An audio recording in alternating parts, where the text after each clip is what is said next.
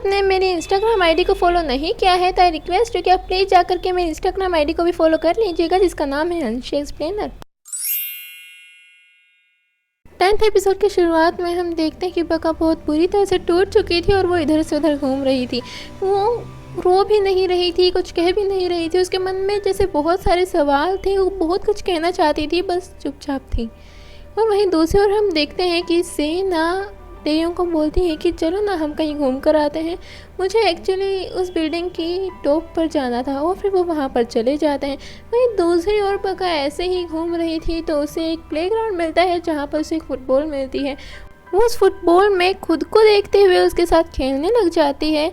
वहीं दूसरी ओर तेयोंग और सेना के बीच में मोहब्बत भरी बातें चल रही थी।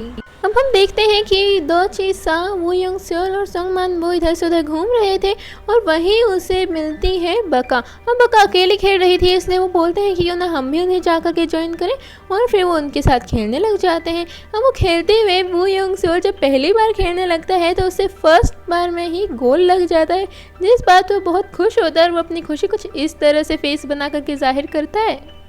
अब जब वो चारों खेल रहे थे तो वो यंग स्योल बार बार बका को प्रोटेक्ट कर रहा था और कोशिश कर रहा था ज़्यादा से ज़्यादा गोल बका ही ले, जिस बात से वो तीनों बहुत अपसेट होते हैं। और फिर बका भी वो सारी बातें धीरे धीरे भूलने लग जाती है और खुश होने लगती ही है कि तभी आ जाता है तेयोंग। और तेयोंग उसे बोलता है कि तो तुम चारों यहाँ पर क्या कर रहे हो, जिस पर बका बोलती आओ ना तुम भी खेलो, चलो ना जल्दी आओ। और फिर वो उसे खेलना सिखाते हैं और फिर बाद में वो बोलते हैं कि हम टीम डिवाइड कर लेते हैं, जो टीम जीतेगी उसकी कोई भी एक विश लूज़र टीम ग्रांट करेगी, समझे। और इसका हम फैसला करेंगे कौन सी टीम किसके पास जाएगी, रॉक पेपर सीजर से। मैं जैसे रॉक पेपर सीजर बोलूँ तुम सभी को क्या तो बैठना या फिर खड़े रहना है, और जो खड़ा रहेगा वो एक टीम में और जो बैठा रहेगा वो एक टीम में। तो तेयोंग वो यंग स्योल को इशारा करते हुए बोलता है कि तुम्हें बैठना है, लेकिन जैसे ही वो बैठने लगते हैं तभी एकदम से बका को खड़ा देख करके वो यंग स्योल भी खड़ा हो जाता है। हम वो सभी खेलने लगते हैं और जैसे कि हमें पता था वो यंग स्योल और बका की टीम जीत जाती है। हम बका तेयोंग से विश मांगते हैं कि मुझे तुम्हें एक बार जोर से मुक्का मारने दो, और वो ऐसा मुक्का मारते हैं कि आप खुद ही देख लो कितना दर्द होता है बेचारे तेयोंग को। और फिर वो सभी मिल करके बका का बर्थडे बनाते हैं। अब उन तीनों ने तो उसे केक बना करके गिफ्ट दिया था, लेकिन तेयोंग ने उसे कुछ भी नहीं दिया था, इसलिए वो उससे पूछते हैं कि आप बका को कुछ भी नहीं देने वाले हो। जिस पर तेयोंग एक बार तो वो हेयर क्लिप बाहर निकालने वाला था, लेकिन तभी रुक जाता है और उसे बोलता है कि क्या ज़रूरत है कोई गिफ्ट देने की, केक है वो बहुत है। और फिर वो वहाँ से चला जाता है, जिस पर उन्हें लगता है कि बका ने उसे मुक्का मारा था, इस वजह से अब तक वो नाराज़ है। अब नेक्स्ट सीन में हम देखते हैं कि बका अब जा कर के रोती है बहुत ज़्यादा और वही सीन बार बार याद कर रही होती है। अब अगले दिन सेना मिस्टर प्यो तेक्सू को बोलती है कि क्या मैं आपके अंडर में काम कर सकती हूँ, जिस पर मिस्टर प्यो तेक्सू बोलते हैं लेकिन तुम मेरे अंडर में क्यों काम करना चाहती हो, जिस पर सेना बोलती है कि क्योंकि आपके अंडर में तेयोंग और वो बाकी के 3 काम करते हैं और आपने उन तीनों को भी इतना ज़्यादा सुधार दिया है, तो मुझे ये तो पता चल गया है कि आप बहुत बहुत अच्छे डायरेक्टर हैं। जिस पर मिस्टर प्यो तेक्सू खुश हो जाते हैं और उसे हाँ बोल देते हैं। और फिर तेमो के फादर आकर के उसे बोलते हैं कि तुम तेमो को नहीं पा सकी तो इस वजह से तुम तेयोंग के ऊपर अपना हाथ जमाने की कोशिश कर रही हो। अच्छा है, लेकिन तुम्हें मेरे ख्याल से ये भी पता है कि प्यो तेक्सू को मैं कितना ज़्यादा नापसंद करता हूँ। मैं जिस इंसान से सबसे ज़्यादा नफरत करता हूँ तुम उसी इंसान के पास क्यों जा रही हो, ये भी मैं अच्छे से समझ रहा हूँ, तो अपने लिमिट्स में रहना। अब अगले सीन में हम देखते हैं बका भी वॉशरूम में होते और सेना भी वहाँ पर आ जाती है। सेना और बका के बीच में थोड़ी सी आर्ग्यूमेंट चलती है और फिर उसके बाद सेना बका को बोलती है कि मैं तुमसे तुम्हारा सब कुछ चुरा लूँगी, सब कुछ, चाहे वो कुछ भी हो, कोई भी हो, समझी तुम। और फिर वो वहाँ से चली जाती है। हम अगले पर हम देखते हैं कि मिस्टर प्यो तेक्सू और तेमो के फादर के बीच में वही यूजुअल सी लड़ाई होने लग रही थी, जिसे आंट देख लेती है और फिर वो जाकर के तेमो के फादर को बोलती है ये कोई तरीका है अपने अंकल से बात करने का, हाँ तुम ऐसे कैसे बात कर रहे हो अपने अंकल से। और फिर वहाँ पर ये सीक्रेट रिवील हो जाता है कि आंट और मिस्टर प्यो तेक्सू का चक्कर चल रहा है। और जिस बात पर मिस्टर प्यो तेक्सू बोलते हैं कि किसने कहा मैं इसका अंकल हूँ, मैं इसका अंकल सपने में भी ना बनूँ, मैं इसका अंकल मर के भी ना बनूँ, यार पागल हो क्या। फिर वो वहाँ से चला जाता है और बेचारी आंट को बहुत ज़्यादा बुरा लगता है। लेकिन वहीं दूसरी ओर तेमो के फादर की तो अलग ही मौज हो रही थी। वो इतना ज़्यादा खुश था कि वाह बेटे क्या बात है, मतलब प्यो तेक्सू मेरा अंकल। वहीं दूसरी ओर हमें पता चलता है कि तेयोंग और तेमू के बीच में कंपटीशन हो रहा है। तेयोंग को कैसे भी करके एक प्रोजेक्ट बनाना होगा और एक कंपनी को अपनी तरफ करना होगा।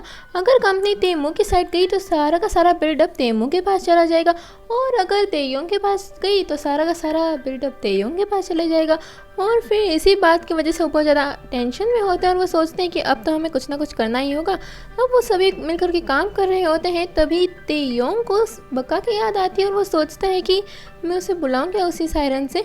और फिर वहीं दूसरी ओर बका के पास से एक सायरन बजता है, लेकिन वो सायरन वो नहीं होता है जो वो सोच रही थी, वो होता है उसके कोल का। और वहाँ उसे पता चलता है कि दाची सा सोंगमान वो वूयोंग सेओल की फर्स्ट सैलरी मिलने वाली है, जिस वजह से वो बहुत ज़्यादा खुश थे और बका को पार्टी देना चाहते थे। और उन्होंने उसको बुलाया था कि शाम को हम मिल करके पार्टी करेंगे तो तुम ज़रूर आना। अब उन तीनों को जब उनकी फर्स्ट सैलरी मिलती है तो टिप के तौर पर मिस्टर प्यो तेक सू को एक 100 रुपये का नोट पकड़ा देते हैं। और फिर जब गलती से वूयोंग सेओल उन्हें 100 के नोट के साथ 2000 का नोट भी पकड़ा देता है तो वो वापस एकदम से निकालता है, सॉरी ये गलती से चला गया। अब जिसे देख करके मिस्टर प्यो तेक सू को और भी ज़्यादा गुस्सा आता है कि मतलब मैं ही तुम लोगों को पैसे दे रहा हूँ और तुम, हद हो गई यार। और फिर वो बोलते हैं कि अगर ये भी कम है ना तो मैं आपको और दे देता हूँ। और वो बोलता है कि अच्छा तो अब तो मुझे पैसे दे रहे हो तो मुझे क्या करना है, नाचना है मुझे, मैं नाचूँ। और फिर वो थोड़े से डांस स्टेप्स करता है जिस पर वो उसे और पैसे देने लगते हैं। और फिर वो बोलता है अरे वाह फिर से नाचूँ, और फिर वो उसे और पैसे देते हैं। और फिर मतलब मिस्टर प्यो तेक सू बहुत ज़्यादा इरिटेट हो गए थे और वो उन्हें जोर से चिल्ला करके वहाँ से भगा देते हैं, उनके सारे पैसे वापस दे देते हैं। लेकिन फिर भी 2 नोट उनके पास रह जाते हैं, जिस पर वो सभी बोलते हैं अगर भगाना ही था पैसे दे करके तो वो 2 नोट भी क्यों रखे अपने पास। अब हम देखते हैं कि तेयोंग और तेमू के बीच में मैच चल रहा था और उसका फैसला करना था सेना को। अब खुद ही समझ जाओ, एक एक्स और एक बॉयफ्रेंड, यानी कि एक अभी का एक पहले का, और दोनों पे ही उसका दिल आया हुआ, वो किसको चूज़ करे। वो मन ही मन में सोच रही थी यार ये अलग मुसीबत हो गई, मतलब अब मैं पास्ट को चुनूँ या प्रेजेंट को चुनूँ, क्योंकि फ्यूचर तो मेरा इन दोनों में से किसी के साथ भी हो सकता है।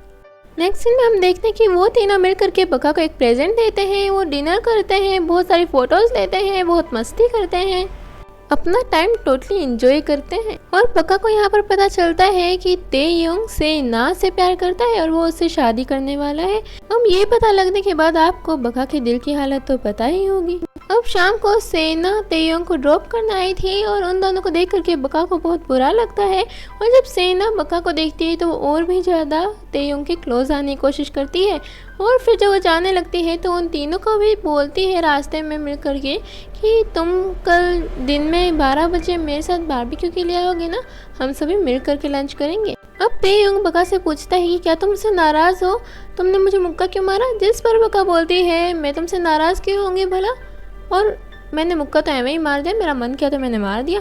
और फिर तेयोंग बोलता है अच्छा वो सब छोड़ो, क्या तुम मेरे साथ बारबेक्यू के लिए चलोगी कल। जिस पर बका साफ साफ मना कर देती है और बोलती है मेरे साथ क्यों, तुम किसी और के साथ जाओ। वहीं दूसरी ओर सेना जब घर पर जाती है तो वो देखती है कि उसके घर पर सारा का सारा सामान वहाँ से उठा लिया गया था। अब क्योंकि वो तेमू का था इसलिए तेमू के फादर तो उस सारे सामान को उठा ही सकते थे। और फिर वो अपना सारा सामान पैक करने लगते हैं, यानी कि अपने कपड़े पैक करने लगती है।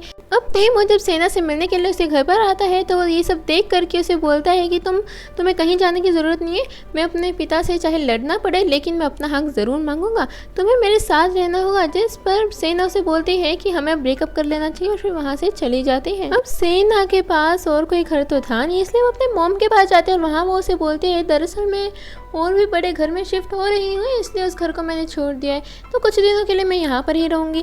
जिस पर उसकी मॉम भी खुश हो जाती है कि कम से कम सेना कुछ ही दिनों के लिए सही लेकिन उसके पास तो रहेगी। अब अगले दिन हम देखते हैं कि मिस्टर प्यो तेक सू और आंट मिलने के लिए घर को मैंने छोड़ दिया है, तो कुछ दिनों के लिए मैं यहाँ पर ही रहूँगी। जिस पर उसकी मॉम भी खुश हो जाती है कि कम से कम सेना कुछ ही दिनों के लिए सही लेकिन उसके पास तो रहेगी। अब अगले दिन हम देखते हैं कि मिस्टर प्यो तेक सू और आंट मिलने के लिए एक रेस्टोरेंट में आते हैं और वहाँ पर जब आंट उससे थोड़ी सी रोमांटिक बातें करने लगती है तो मिस्टर प्यो तेक सू बोलते हैं कि अब तुम क्या चाहती हो, मैं यहाँ पर बच्चे पैदा करूँ तुम्हारे साथ मिल करके। जिस पर आंट ब्लश करते हुए बोलती है अरे नहीं ऐसा कुछ नहीं करना है, वो आप भी ना मतलब दिन में ये सब बातें मत किया कीजिए। और फिर मिस्टर प्योतेक्सु इरिटेट होकर वहाँ से चले जाते हैं। वहीं दूसरी ओर जब बका को पता चलता है कि वो तीनों आज उसके साथ लंच नहीं करने वाले हैं और सेना के साथ लंच करने वाले हैं, तो उसे वही बात याद आती है कि सेना ने उससे कहा था कि वो उसका सब कुछ छीन लेगी। अब वो धीरे धीरे फिर से स्ट्रेस में जाते जा रही थी, इसलिए वो अपने माइंड को रिफ्रेश करने के लिए अपनी फ्रेंड्स के पास से बाईसाइकिल मांग करके साइकिलिंग करने चली जाती है। और उसके पीछे पीछे आ जाता है तेयोंग। अब तेयोंग उससे बात करने की कोशिश करता है, लेकिन बका उसे साफ साफ बोल देती है मुझे तुमसे बात नहीं करनी है, तो यहाँ से चले जाओ। और फिर तेयोंग उसे वो हेयर क्लिप दे करके चला जाता है और बोलता है कि मैं तुम्हारे बर्थडे के लिए लेकर के आया था और मुझे भी कोई खास शौक नहीं है तुमसे बात करने का, समझे? और आगे से तो मैं तुम्हें फॉलो कभी भी नहीं करूँगा, समझी तुम? अब उसके जाने के बाद बका को पता नहीं क्या हो जाता है, वो इमोशंस में बह जाती है और उसे मैसेज कर डालते हैं कि I like you and I love you. अब वो ये मैसेज सेंड भी कर देती और सेंड होने के बाद उससे दिमाग में आता है अरे ये मैंने क्या कर दिया, क्या कर दिया, क्या कर दिया। वो इतनी ज़्यादा परेशान हो गई थी कि हड़बड़ाहट में उसे कुछ भी समझ में नहीं आ रहा था, इसलिए वो तेयोंग के पीछे जाती है कि काश उसने मैसेज ना देखा हो। और अभी तक तेयोंग ने वाकई में वो मैसेज नहीं देखा था। वो उसके पास जाने ही लगते हैं कि तभी आ जाता है तेयोंग और उसे बोलता है मुझे तुमसे कुछ बात करनी है। और बका को ये लगने लगता है कि उसने मैसेज देख लिया है और अब वो उसे खूब सुनाने वाला है, लेकिन जब उसे पता चलता है कि उसने वो मैसेज नहीं देखा है तो वो उसके फ़ोन को ले करके और एक मिट्टी में दबा देती है, क्योंकि पासवर्ड तो उससे खुलने से रहा। मुझे कितनी कोशिश कर लेती है लेकिन पासवर्ड उससे खुल ही नहीं रहा था। अब फिर आ जाता है तेयोंग और तेयोंग बोलता है कि चलें अब मुझे तुमसे कुछ बात करनी है साइकिलिंग करते करते। और फिर वहाँ पर एक कुत्ता भौंकने लग जाता है, जिसे तेयोंग को लगता है कि वहाँ पर कुछ तो होगा और उसकी क्यूरियोसिटी बहुत ज़्यादा बढ़ जाती है ये जानने के लिए कि वहाँ पर क्या होगा। और उसे बोलता है कि तुम ज़रा रुको मुझे देखने दो क्या है क्या है। और फिर वहाँ पर मिलता है फ़ोन। बका के बहुत सारी नाकाम कोशिशों के बाद भी तेयोंग को वो फ़ोन मिल जाता है और वो जैसे ही देखता है कि बका ने उसके पास कुछ मैसेज कर रखा है तो बका तो वहाँ से शर्म के मारे साइकिल लेकर के भाग जाती है। अब नेक्स्ट सीन में हम देखते हैं कि तेयोंग बका की साइकिल के सामने आ जाता है और वो सीन वहीं पर कट हो जाता है और ये एपिसोड में यहीं पर ख़त्म हो जाता है। सो नेक्स्ट एपिसोड मैं जल्दी ही अपलोड कर दूंगी और अगर आपको ये एपिसोड 5 बजने से पहले चाहिए तो प्लीज़ 5 बजने से पहले 20 लाइक्स का एम कंप्लीट कर देना। सो इस एपिसोड की शुरुआत में हम देखते हैं कि तेयोंग वो मैसेज पढ़ लेता है और फिर वो बका के पास जाता है और उसकी साइकिल के सामने आ जाता है और फिर वो उसे बोलता है कि तुमने आज जो भी किया वो सब ठीक है, लेकिन आगे से मजाक नहीं होना चाहिए। मुझे पता है कि तुमने मुझे परेशान करने के लिए ये फ़ोन मिट्टी में दबाया था, लेकिन आगे से ये हरकत की ना तो मैं तुम्हें छोड़ूंगा नहीं। और वो इतना ज़्यादा फ़नी वे से बात कर रहा था, कैजुअली बात कर रहा था, जिससे बका को लगता है कि शायद उसने वो मैसेज नहीं पढ़ा है। अब बका और तेयोंग पहले बका के घर पर जाते हैं, यानी कि बका के स्टेप मदर के पास जाते हैं जहाँ से सेना आ रहे होते हैं और बस कुछ ऐसा होता है कि बका और तेयोंग जा रहे होते हैं और सेना वहाँ से आ रही होती है। अब बका की मम्मी उसे एक फ़ोन दिखाती है और बोलती है कि ये फ़ोन ठीक हो जाएगा क्या? अगर ठीक हो जाता हो तो देखो ना, फ़ोन मैं रख लूँगी, वैसे भी मेरा फ़ोन बहुत हो गया है और कुछ चेंज हो जाएगा। और फिर जब बका उस फ़ोन में तेयोंग और उसकी ग्रैंड माँ की फोटो देखती है तो उसे लगता है कि ये फ़ोन तेयोंग का है। वहीं दूसरी ओर दाची-सा के पेट में बहुत ज़्यादा दर्द हो रहा था, बहुत ज़्यादा सफ़र कर रहा था, वो उसने कुछ अड़ंग वड़ंग खा लिया था जिस वजह से उसके पेट में इतना दर्द हो रहा था। और ये जब सेना देखती है तो उन्हें बोलती है चलो जल्दी से इसे हॉस्पिटल लेकर के जाते हैं। हम वो उन्हें हॉस्पिटल में लेकर के जाते हैं। हॉस्पिटल में जाने के बाद उन्हें पता चलता है कि उनका ऑपरेशन करवाना पड़ेगा, क्योंकि दाची-सा ने कुछ ज़्यादा ही खा लिया था और बहुत ज़्यादा जंक फूड खा लिया था, जिस वजह से उन्हें गैस्ट्रिक प्रॉब्लम बहुत ज़्यादा हो गई थी। और जब तेयोंग और बका घर पर आते हैं तो सोंगमान उन्हें बताता है कि एक्चुअली दाची-सा के पेट में बहुत ज़्यादा दर्द हो रहा था और उसे हॉस्पिटल ले जाया जा रहा है, उससे ऑपरेशन होगा, जिस बात से वो दोनों भी काफ़ी परेशान हो जाते हैं। दाची-सा का ऑपरेशन सक्सेसफुली हो जाता है, जिस वजह से वो सभी सेना को थैंक यू बोलते हैं और बका से थोड़ा सा नाराज़ होते हैं क्योंकि वो घर पर नहीं थी। वो इतना ज़्यादा अप्रिशिएट कर रहे थे सेना को, जिस पर सेना बका की तरह देखते हुए स्माइल देती है, लाइक एविल स्माइल, जिस वजह से बका को और भी ज़्यादा हर्ट होता है। अब तेयोंग और सेना बातें कर रहे थे और तेयोंग सेना को बोलता है कि अगर तुम नहीं होते तो शायद दाची-सा की आज जान के ऊपर बात बन जाती। तुमने मेरे ऊपर बहुत बड़ा एहसान किया है, जो तुमने मेरे लिए किया है वो आज तक मेरे लिए किसी ने भी नहीं किया और शायद कोई कर भी नहीं सकता। तुम मेरे लिए इतनी इम्पोर्टेंट हो गई हो कि बस पूछो ही मत। और ये सब बका सुन लेती है और उसे काफ़ी ज़्यादा हर्ट होता है और ये सब तेयोंग भी देख लेता है कि बका ने उसे सुन लिया था। अब दाची सा का तो ऑपरेशन हो गया था जिस वजह से वो खाना नहीं खा सकता था। इस वजह से बका भी खाना नहीं खाती और बस उन तीनों के लिए टिफ़िन लेकर के आती है। और जब उन्हें पता चलता है कि बका खाना नहीं खा रही है तो सबसे पहले वू यंग सोल गिव अप करता है और बोलता है कि मुझे खाना नहीं खाना है, मेरा मन नहीं है। और फिर बाद में तेयोंग भी गिव अप कर देता है कि मुझे भी खाना नहीं खाना है, मेरा बिल्कुल भी मन नहीं है। जिस वजह से सोंगमान वो भी शक्ल बनाते हुए उस खाने को छोड़ देता है और मन में सोचता है कि यार इन्हें नहीं खाना है तो मेरा भी क्यों चुटवा रहे हो, कम से कम कोई तो खा लो। हम जब बका और तेयोंग घर पर जाने लगते हैं तो तेयोंग के बस में चढ़ जाने के बाद बका वहाँ पर आने से मना कर देती है और बोलती कि मैं ऐसे ही चली जाऊँगी और वो पैदल अपने घर पर जाने लगती है। अब तेयोंग जब घर पर जाता है तो वो बका की काफ़ी वेट करता है लेकिन बका अभी तक नहीं आई थी। इस वजह से वो बहुत ज़्यादा वरीड हो जाता है और बका को इधर से उधर ढूंढने लगता है। और फिर जब वो थक हार कर घर पर आता है तो उसे पता चलता है कि बका तो घर पर ही है।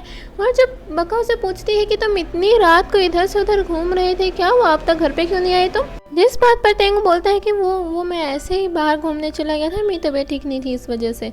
अब तेयोंग बका को बोल करके उस लोटस सीड को फिश टैंक से अलग लगवा देता है। जिस पर बका बोलती है तुम ऐसा क्यों करवा रहे हो, इस लोटस सीड को अलग क्यों निकलवा रहे हो? जिस पर तेयोंग बोलता है कि अब ये इस फिश टैंक में नहीं रह सकती। जिस पर बका बोलती है कि क्यों, मतलब ये भी तो साथ में रह सकती है ना उन फिशेस के। जिस पर तेयोंग बोलता है कि नहीं, कुछ होना ज़रूरी है और अब यहाँ पर कोई और आने वाला है, इस वजह से इस लोटस सीड को बाहर निकलना पड़ेगा। जिस पर बका समझ जाती है कि क्या बात चल रही है, क्योंकि ये बात हमें भी पता है कि लोटस सीड को बका माना जाता था और उन फिशेस को उन चारों को माना जाता था। अब तेयोंग बका को बोलता है क्या ये सच है कि तुम मुझे लाइक करते हो और तुम मुझसे प्यार करती हो? जिस पर बका बोलती है कि तुमने वो मैसेज पढ़ा था। और फिर तेयोंग फिर से वही सवाल करता है कि क्या ये सच है कि तुम मुझसे प्यार करती हो, तुम मुझे लाइक करती हो? जिस पर बका बोलती है तुमने वो मैसेज पढ़ा था या नहीं? और फिर तेयोंग बोलता है हाँ मैंने पढ़ा था, सुनो मेरी बात, तुम मुझसे प्यार करती हो, लाइक करती हो? जिस पर बका बोलती है हाँ करती हूँ। तो फिर तेयोंग बोलता है कि मत करो तो कोई ज़रूरत नहीं है मुझे प्यार करने की और ना ही मुझे पसंद करने की, समझी तुम? और फिर बका रोने लग जाती है। अब हम देखते हैं कि तेयोंग वही फ़ोन जो बका ने उसे दिया था वो उसे कंपनी में लेकर के जाता है और उसे रिपेयर करने के लिए बोलता है। और फिर वो बोलते हैं हाँ मैं थोड़ी देर में इसको रिपेयर करके दे दूँगी और वो उसे रिपेयर करवा लेता है। वो सारी फ़ोटोज़ देखता है तो उसे समझ में आ जाता है कि वहाँ पर तेमू भी उसके साथ में था। अब तेयोंग बका को बताता है कि मुझे यकीन है कि उस दिन तेमू भी मेरे साथ में था और हो ना हो उस दिन तेयोंग तुमसे इसीलिए नहीं मिलने आया क्योंकि वो मर चुका था और अब तो मुझे यकीन हो गया है कि तेमू ने ही तेयोंग को मारा था। अब वो मिस्टर प्योदेक्सू से जाकर के पूछते हैं कि क्या आपको लगता है तेमू उस दिन मेरे साथ था?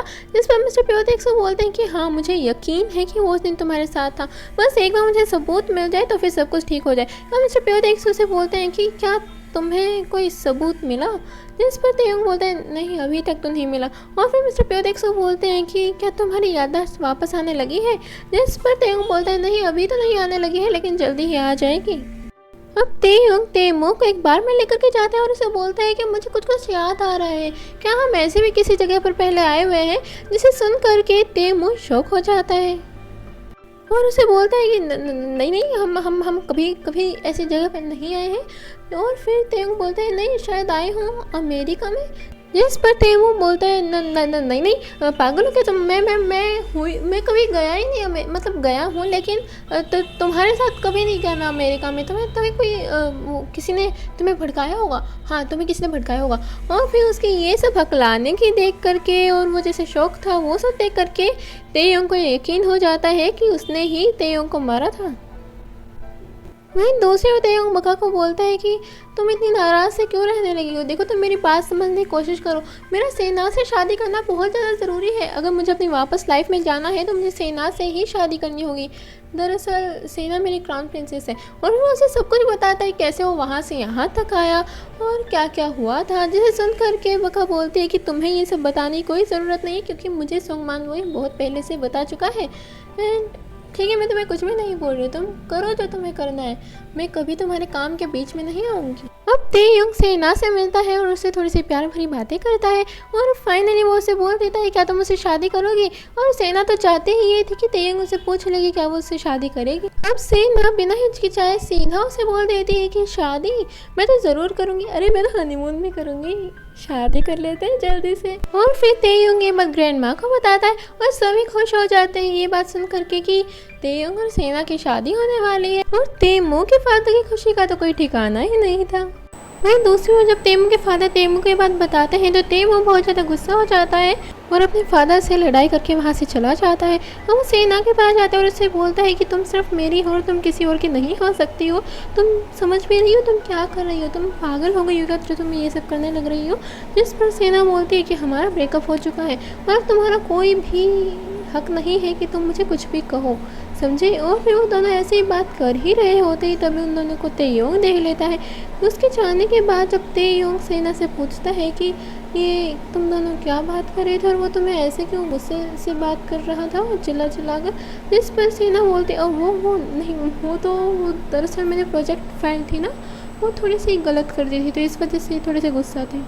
वहीं दूसरी जब सेना अपनी मॉम को बताती है कि मैं एक लड़की के साथ डेटिंग कर रही थी और अब मैं उससे शादी करने वाली हूँ और उनको मैंने ये नहीं बताया कि आप कोई फ़िश मार्केट में काम करती हो कुछ ऐसा है, तो आप प्लीज़ मेरी शादी में बताना, ठीक है, मैं शादी करने जा रही हूँ। हम यही सुनने के बाद उसकी मॉम को एक बार तो शौक लगता है लेकिन वो कोई भी फीलिंग एक्सप्रेस नहीं करती है और उसे बोलती है हाँ मैं समझ गई, तुम शादी कर लो, अच्छी बात है, तुम अपना घर बसा रही हो, खुश रहना। और फिर शाम को हम देखते हैं कि बका और उसकी मॉम दोनों साथ में मिल करके ड्रिंक कर रही थी और पहले तो काफ़ी हंस के बात कर रही थी। बका भी अंदर से बहुत परेशान थी लेकिन अपनी मॉम को ना दिखाते हुए हम उसके साथ हंस के बात कर रही थी और ऐसा ही उसकी मॉम भी कर रही थी।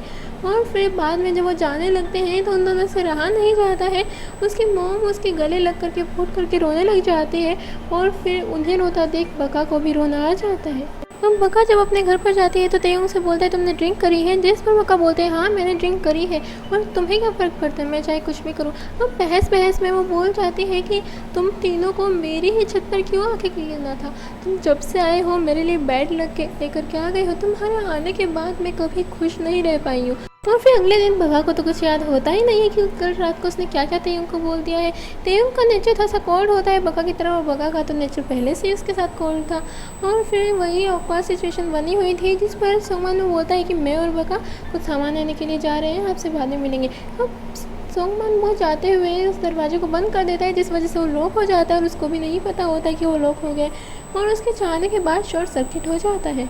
अब सोंगमान वो बहुत ज़्यादा रोने लग जाता है, बहुत ज़्यादा गिड़गिड़ाने लग जाता है, तो हेल्प करने हो और फिर वो एम्बुलेंस को कॉल करता है। वहीं दूसरी ओर तेयोंग और सेना की मीटिंग चल रही थी उसी प्रोडक्ट के लिए, लेकिन जब उसे पता चलता है बका फायर में फंस गई है तो फिर वो भागा बका को बचाने के लिए चला जाए।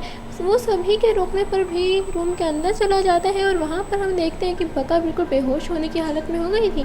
बका की आंखें बंद हो जाती और वो कुछ भी रिस्पॉन्स नहीं कर रही थी और तेयोंग उससे सिर्फ बोलता जा रहा था कि बका उठो, लेकिन बका का कोई रिस्पॉन्स नहीं आ रहा था। और ये एपिसोड यहीं पर ख़त्म हो जाता है। जैसा कि हमने लास्ट एपिसोड में देखा था कि बका की आंखें नहीं खुल रही थी और तेयोंग इस बात से बहुत ज़्यादा वरीड था। वो बार चिल्ला कर रो रहा था कि हे भगवान इसे ठीक कर दो, बका तुम्हें क्या हुआ है, कुछ तो बोलो। और फिर वो उसे बाहर लेकर के जाता है, एम्बुलेंस में लेकर के जाता है और वहाँ पर उसका जो हैंकी होता है वो बका के फेस पर डाल देता है। और जब वो उसके फेस पर डालता है तो यहाँ हमें एक झलक दिखाई देती है जो कि उसके पिछले जन्म यानी कि तेयोंग की साली साहिबा की थी। अब तेयोंग बका की बहुत अच्छे से देखभाल करता है और वहीं दूसरी ओर सेना प्रेसिडेंट के पास जाकर के यानी ग्रैंडमा के पास जाकर के ये सब बता देती है कि तेयोंग मीटिंग को बीच में छोड़ करके बका के पास भाग गया। वो उसे ये तो नहीं बताती है कि क्या रीज़न था उसके जाने का, लेकिन वो उसे बढ़ा चढ़ा कर ये ज़रूर दिखाने की कोशिश करती है कि वो मुझसे प्यार नहीं करता है बल्कि बका से प्यार करता है। जिस बात से प्रेसिडेंट तेयोंग को बोलती है कि तुम ये क्या कर रहे हो, मुझे सब समझ में आ रहा है, देखो तुम सेना से शादी कर रहे हो और इसलिए अब तुम्हें बका की तरफ देखने की भी ज़रूरत नहीं है। अगर तुम दोबारा ऐसा कुछ भी किया तो तुम तो बका को घर से निकाल देना, वरना तुम वो घर छोड़ करके यहाँ पर आ जाना। हाँ, तेयोंग तो चाहता नहीं था कि बका उस घर से निकले और ना ही वो वहाँ पर आना चाहता था, तो इसलिए वो सोचने लग जाता है कि ऐसा क्या करूँ कि ग्रैंडमा को बका के ऊपर प्यार ही प्यार है। और अगले पर हम देखते हैं कि सभी बका की बहुत प्यार से केयर कर रहे थे। तुम्हें ये खाना है, तुम ये खाओ, ये वो, इतना ध्यान रख रहे थे एकदम बच्चों की तरह। और जिसे देख कर के हमारे दाची सा को जेलसी फील होती है और वो बोलता है कि हाँ हाँ बीमार तो बस यही है। अरे तुम लोग भूल गए हो कि मेरी भी पेट का ऑपरेशन हुआ है, मतलब यार ऐसे थोड़ी ना चलता है। अब उसे ये चिढ़ते देख वो सभी हंसने लग जाते हैं और बस वहीं उनकी हंसी ठिठोली वहीं पर शुरू हो जाती है। और यहाँ जब बका हंस रही थी तो तेयोंग बका को कुछ इस तरह से देख रहा था जैसे तो कोई रोमांटिक टाइप मजनू नहीं होता है, वो देखता है अपनी लैला को। अब ग्रैंड माँ बहुत ज़्यादा गुस्सा थी और इसलिए वो तेयोंग को फ़ोन करके बोलते हैं कि हम घर पर आ रहे हैं और तुम और बका मुझे घर पे ही मिलने चाहिए।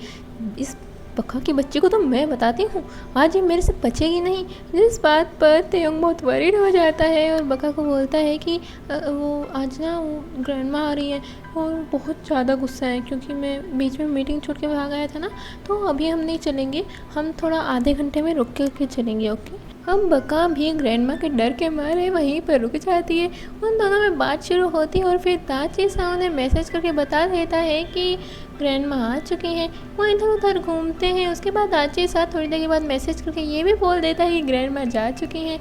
और जब बका उनसे पूछती है कि क्या हुआ, ग्रैंड माँ चली गई, तो तेयोंग बोलता है नहीं नहीं नहीं नहीं, किसने कहा ग्रैंड माँ चली गई, अभी तो बहुत ज़्यादा गुस्से में, मुझे अभी दाची सा ने मैसेज करके बताया कि बहुत ज़्यादा गुस्से में बोल रही, आज तो बका कीमा बना दूंगी मैं। अब ये सुनकर बका भी एकदम से घबरा जाती है और बोलती है कि नहीं नहीं हम यहाँ पे ही रुकते हैं, ठीक है। और वहीं पर दूसरी ओर हम तेयोंग की वो बड़ी सी फ्लर्ट वाली स्माइल आराम से देख पा रहे थे। हम वो दोनों डिनर करने जाते हैं और वहाँ पर भी सोंगवान वो उन्हें मैसेज करके पूछता है कि आप कब तक आओगे, ग्रैंड माँ को गई हुए तो बहुत टाइम हो गया, इतनी लेट हो गया है, अब तक वहाँ पर क्या कर रहे हो, जल्दी आओ ना। अब बका को लगता है कि सोंगवान ने ये कहा होगा ये ग्रैंड माँ चली गई है, तो वो तेयोंग को बोलती है क्या क्या ग्रैंड माँ चली गई, हाँ। जिस पर तेयोंग बोलता है ग्रैंड नहीं बिल्कुल भी नहीं, बोल रही है कि अब आज तो छोड़ूंगी नहीं, मतलब आज मैं उसके टुकड़े टुकड़े कर दूंगी, आज उसको इतना मारूंगी कि मतलब बेहोश ही हो जाएगी, वो तो मरा जाएगी, आज तो तुम्हारी जान लेने के ऊपर आई हुई है ग्रैंड माँ, अभी नहीं जा सकते। और फिर बेचारी बका और भी ज़्यादा डर जाती है और वहीं पर बैठ जाती है चुपचाप। और फिर वो यूं ही फिर से घूमने लग जाते हैं और इस बार तो सोमन वो कॉल तक कर देता है, उन्हें बोलता है कि आप अभी तक आए क्यों नहीं हो, ग्रैंड माँ को कहीं भी कितना ज़्यादा टाइम हो गया है, आओगे या नहीं आओगे। लेकिन तेयोंग वहाँ भी कुछ भी नहीं बोलता और फ़ोन काट देता और बोलते हे भगवान, ग्रैंड माँ इतनी ज़्यादा गुस्सा है, मेरे को तो पता ही नहीं था, आज तो लगता है जाना ही नहीं हो पाएगा, तुम एक काम करो हम कहीं और रह जाते हैं, चलो। और फिर वो कहीं और जा कर के वहाँ पर ही सो जाते हैं। अब अगले दिन जब सुबह होती है तो बका तेयोंग को इतने प्यार भरी नज़रों से देख रही थी ना, जैसे तो जूलियट अपने रोमियो को देख रही हो। अब नेक्स्ट सीन में हम देखते हैं कि उन्हें एक और चांस मिलता है और तेयोंग एक अलग ही एटीट्यूड के साथ बोलता है कि मैं इन्हें एक और चांस देने को रेडी तो हूँ, बट हाँ क्या पता ये इस बार भी कुछ कर पाएंगे या फिर नहीं, क्योंकि इतने रिस्पॉन्सिबल लोग तो कुछ नहीं कर सकते अपनी लाइफ में। लेकिन फिर जब वो नोटिस करता है कि बाकी के कंपनी वाले लोग उसे घूर घूर कर देख रहे हैं तो वो एकदम से अपनी बात को पलट देता है और बोलता है ये आफ्टर ऑल तुम मेरे छोटे भाई हो, तो चलो तुम एक और चांस लो और इस बार अपना बेस्ट देना, आई होप कि तुम अपना बेस्ट ही दो एंड बेस्ट ऑफ लक।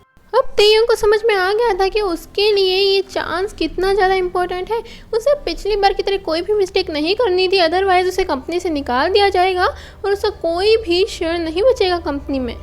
अब नेक्स्ट सीन में हम देखते हैं कि सेना तेयोंग के आगे ड्रेसेस पहन करके आ रही थी और वो बोल रही थी कि मुझे एंगेजमेंट में कौन सी ड्रेस पहननी है, अच्छे से बताओ यार। और यहाँ हम देख रहे थे कि तेयोंग को इस समय कोई भी इंटरेस्ट नहीं था, वो सिर्फ एक फॉर्मेलिटी कर रहा था। सेना जो भी ड्रेस पहन करके आ रही थी वो उन सभी को बोल रहा था अच्छा है। और फिर फाइनली जब सेना इरिटेट हो गई थी और उसे बोलते हैं कि आप तो सभी को अच्छा बोलते जा रहे हो, एक तो बताओ ना ये कौन सा पहनो, क्या सभी पहन के आओ मैं एंगेजमेंट में। जिस पर तेयोंग बोलता है कि अभी जो तुमने पहना है वो बहुत अच्छा है, यही पहनना एंगेजमेंट में। और फिर वो उसे ही पैक कर लेते हैं। अब वो दोनों कैफ़े में जाते हैं, लेकिन वहाँ भी तेयोंग सेना की तरफ कोई भी अटेंशन पे नहीं कर रहा था और सब कुछ एक फॉर्मेलिटी टाइप में कर रहा था। अब जब वो घर पर जाता है तो वो देखता है कि बका कुछ सामान पैक कर रही थी और उसे बाहर लेकर के जा रही थी, जिस पर वो उसे पूछता है कि ये तुम बाहर क्यों लेकर के जा रही हो, जिस पर बका बोलते है घर में इतनी भी ज़्यादा जगह नहीं कबाड़ को रखा जाए, इसलिए मैं कबाड़ बाहर देने जा रही हूँ। हम जब मिनी और बेले को पता चलता है कि ये सब बात है और तेयुंग की शादी होने जा रही है, वो भी सेना से, तो वो एकदम हक्की बक्की रह जाती हैं और उन्हें बोलती हैं क्या तुम लोगों को नहीं पता कि बका और तेयुंग एक दूसरे को लाइक करते हैं, वो दोनों तो प्यार करते हैं यार, दोनों कितने अच्छे लगते हैं साथ। जिस पर वो तीनों बोलते हैं कि हमें जानते हैं कि वो दोनों अच्छे लगते हैं एक साथ, लेकिन जो भी होता है कुछ ना कुछ सोच कर ही होता है। लेकिन वू योंग सेओल को ये सुनकर बिल्कुल भी अच्छा नहीं लग रहा था कि बका और तेयुंग एक साथ अच्छे लगते हैं। अब हम सब तो जानते ही हैं कि क्यों अच्छा नहीं लग रहा था। आफ्टर ऑल वू योंग सेओल के दिल में बका के लिए इतनी सारी फीलिंग्स जो थी। नेक्स्ट सीन में हम देखते हैं कि बका मिनी को बोलती है कि मुझे जॉब की ज़रूरत है, लेकिन यहाँ पर नहीं, कोई ऐसी जगह हो जो यहाँ से बहुत दूर हो। तुम समझ रही हो ना, अब मुझे यहाँ से जाना चाहिए क्योंकि मुझे नहीं लगता कि अब मेरी यहाँ पर कोई भी ज़रूरत है, तो अच्छा रहेगा कि मैं यहाँ से चली ही जाऊँ। और तुम ना उन तीनों का प्लीज़ ध्यान रखना। तेयुंग तो अपना ध्यान रख ही लेगा। अब नेक्स्ट सीन में हम देखते हैं कि जिस कंपनी को उन्हें प्रोडक्ट बेचना था वो कंपनी मान ही नहीं रही थी और उन्होंने सोंगमान बो, वू योंग सेओल और दा चिसा ने पूरी कोशिश कर रही थी उनसे बात करने के लिए, लेकिन वो बात ही नहीं कर रहे थे। जिस पर तेयुंग बोलता है कि अब मुझे खुद ही जाना होगा और शायद मेरे वहाँ पर रुकने से वो मान जाए। वो उसकी बात सुन ही नहीं रहे थे, जिस वजह से तेयुंग पूरे दिन उनके ऑफिस के बाहर ही चक्कर काटता रहता है। वो वहीं पर उनका वेट करता है और उन्हें वेट करता हुआ देख करके जो कंपनी के ओनर थे बहुत खुश हो जाते हैं। और ऑब्वियसली बात है यार, मतलब कोई बंदा उनका इतनी देर से सुबह से वेट कर रहा है और वो भी इतनी बड़ी कंपनी का बंदा, तो खुश तो बंदा होगा ना। वहीं दूसरी ओर तेमू फिर से सेना को मनाने की कोशिश कर रहा था और उन दोनों के आर्ग्यूमेंट उसके फादर देख लेते हैं और एट लास्ट फादर उसे बता ही देते हैं कि देखो तुम जो सोच रहे हो सेना वैसी लड़की नहीं है। वो उसकी सारी सच्चाई उसे बता देते हैं।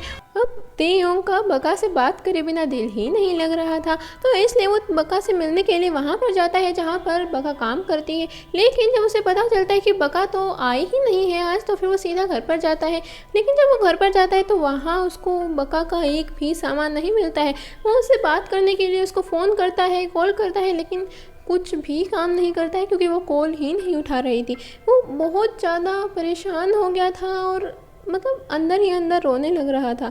और तभी उसे एक नोटपैड मिलता है जिसमें लिखा हुआ था कि मैं बका, तुम्हारी बका नहीं लेकिन हाँ बका, मैं तुमसे बहुत दूर जा रही हूँ, तुम हमेशा अपनी लाइफ में खुश रहना। मैंने कभी सोचा नहीं था कि इतना सब कुछ हो जाएगा, लेकिन हो गया। मैंने कभी ये भी नहीं सोचा था कि तुमसे प्यार हो जाएगा, लेकिन हो गया। क्या कर सकते हैं, बट अब तुम अपनी लाइफ में खुश रहना। तुम जिस मकसद के लिए इस दुनिया में आए हो उस मकसद को ज़रूर पूरा करना।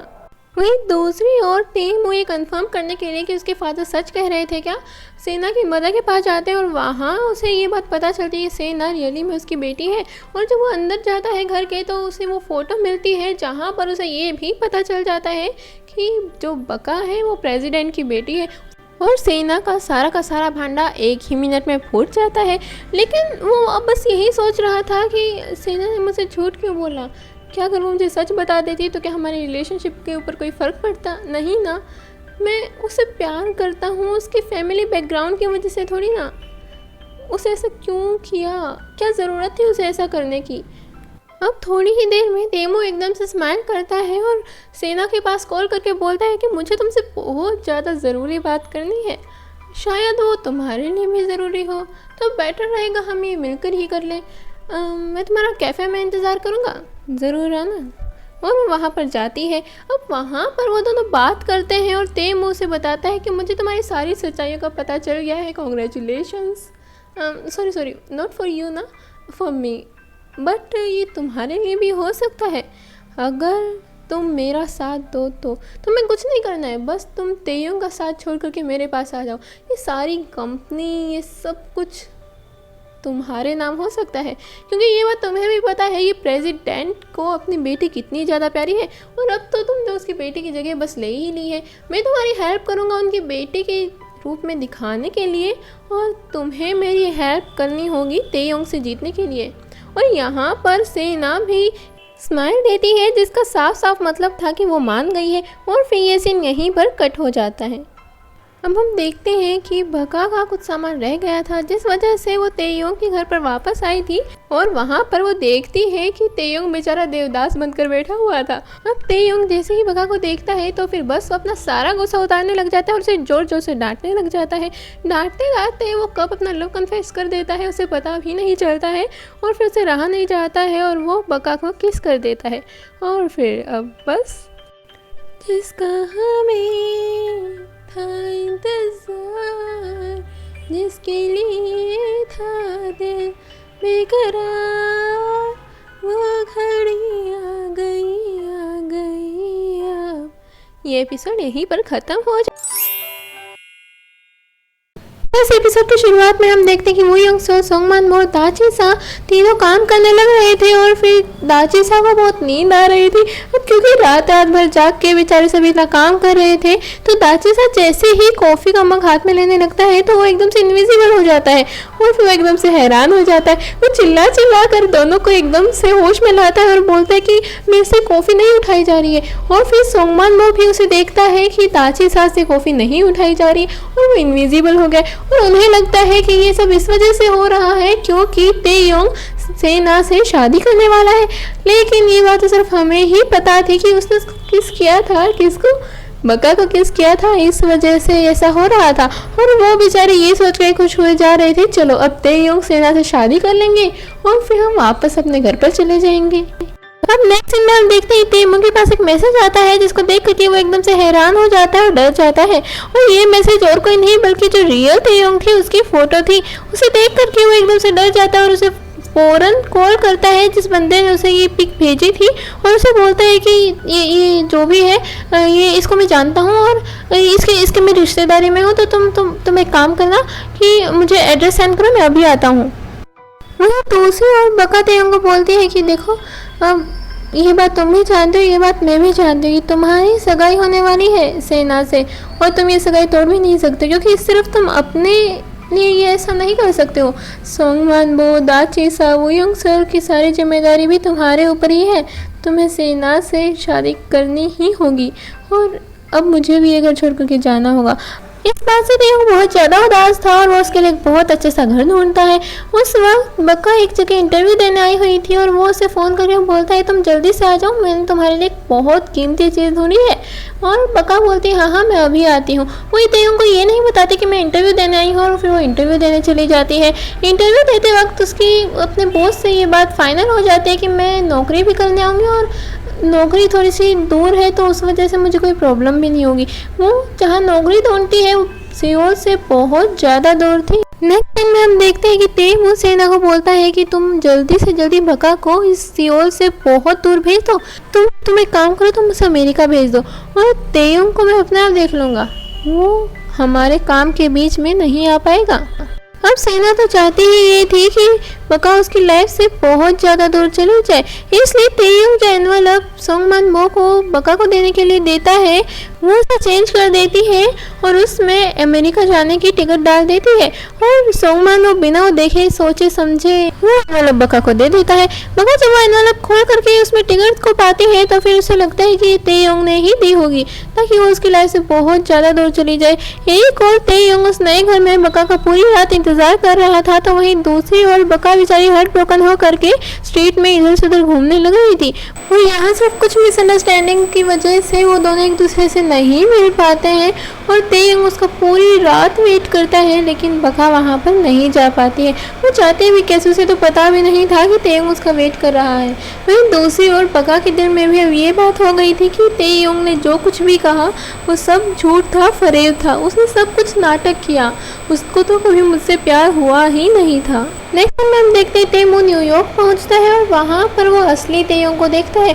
वहाँ पर वो उसका एक छोटा सा वीडियो बना लेता है और वो फिर चला जाता है। यहाँ जिस टाइप से वो एक्सप्रेशंस दिखा रहा था साफ साफ पता चल रहा है उसके दिमाग में कुछ तो गलत चल रहा है। अब काफ़ी दिन बीत जाते हैं और हमें पता चलता है यहाँ पर कि उस रात के बाद वो कभी इस बका से मिले ही नहीं थे, जिसका मतलब है कि उसी रात से वो कभी उस घर में गई ही नहीं, ना तो वो अपने बिलोंगिंग्स लेने गई और ना ही उनसे एक बार भी मिलने। अब वो योंगसुल वहाँ पर पेपरमिंट लेकर के आता है और उस पेपरमिंट का नाम तो आपको पता ही है, बका था। वो जैसे बोलता है कि महाराज बका, और फिर जैसे ही तेयोंग बका का नाम सुनता है वो उसके ऊपर जोर से चिल्लाता है और बोलता है मैंने तुम्हें कितनी बार बोला है कि बका का नाम नहीं लेना है मेरे सामने। और यहाँ हमें ये भी पता चलता है कि जैसे ही कोई भी उसके सामने बका का नाम लेने लगता था उन तीनों में से, तेयोंग बहुत ज़्यादा गुस्सा हो जाता था। अब नेक्स्ट सीन में हम देखते हैं कि वो सभी के सभी प्लान कर रहे थे कि इस गर्मी छुट्टियों में कहाँ पर जाना है, और हमारे सोंग मानबो को पता था कि बका कहाँ पर है। हाँ जी बिल्कुल, उसे ये बात तब पता चली जब उसने देखा था कि जो हमारी मिनी है वो बका के लिए गिफ्ट सेंड कर रही थी, और वहाँ से ये भी पता चला था कि बका और कहीं नहीं बल्कि जिनान में रहती है।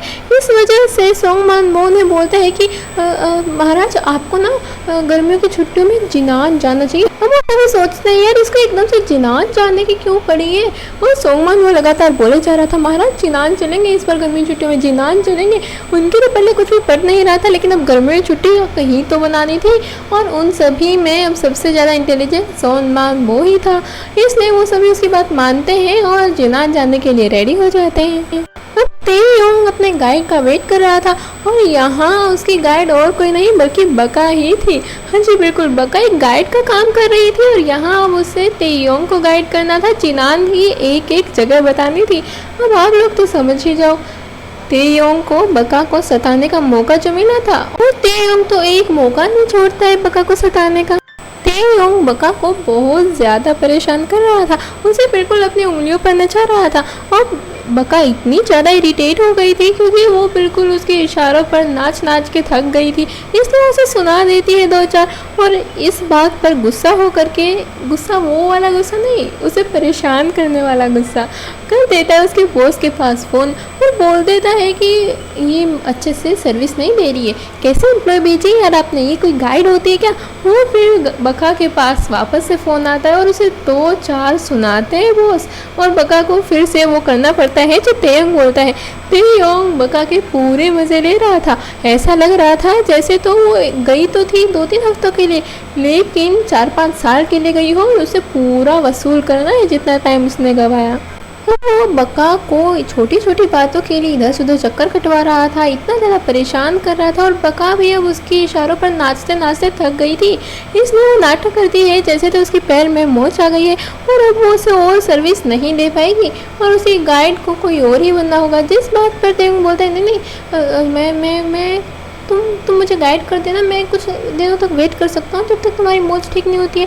वो शाम को जाते हैं पार्टी करने। अब बका तेयोंग को वाइन सर्व नहीं कर रही थी, क्यों नहीं कर रही थी वो तो आप सब जानते ही हो, उनके बीच में खटपट तो चलती ही रहती है। अब तेयोंग एटीट्यूड दिखाता हुआ बोलता है कि ये कोई तरीका है सर्व करने का, वो फिर वहाँ से जाने लगता है, लेकिन वो सभी उसे साथ मिल करके वापस बिठाते हैं, और बका को उसे अच्छे से वाइन सर्व करनी पड़ती है, उसका ध्यान रखना पड़ता है, उसे प्यार से बात करके दिखाना पड़ता है, तब जाके उसकी जॉब सिक्योर होती है।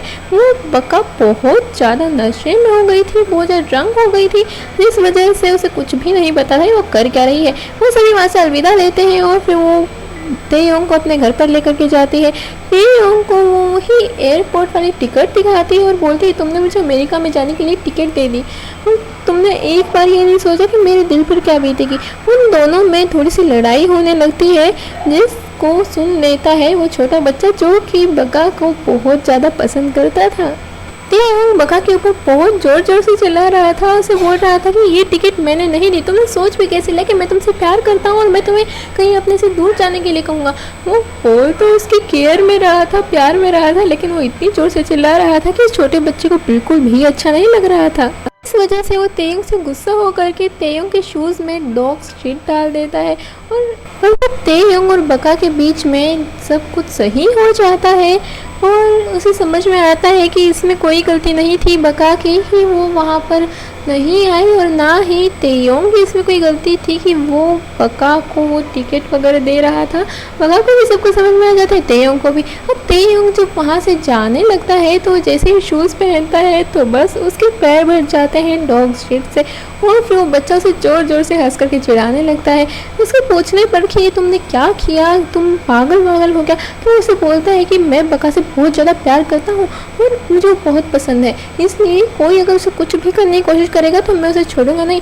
और उस वक्त तेयोंग्स फीलिंग वाज लाइक जिया चले जहाँ चले नैना तेरे धुआं उठे। हम इस बच्चे की दादी माँ उसके पीछे डंडा लेकर के लग जाती है भागने, और जैसे ही तेयोंग जाता है तो वो दोनों हाई फाई देते हैं और फिर वापस अपने घर में चले जाते हैं। यानी कि दादी माँ भी ज़्यादा खुश नहीं थी तेयोंग को देख करके। अब तेयोंग सुंगमन के पास जाता है और उसे बोलता है कि उस दिन जो कुछ भी हुआ था तो मुझे सच सच बताओ, जो मैंने तुम्हें एनवलप दिया था और तुम्हें वो बका को देने जाना था। सुंगमन से सब कुछ सच सच बता देता है कि उस दिन मैं सेना से मिला था और वहाँ हम कॉफ़ी पीने गए थे।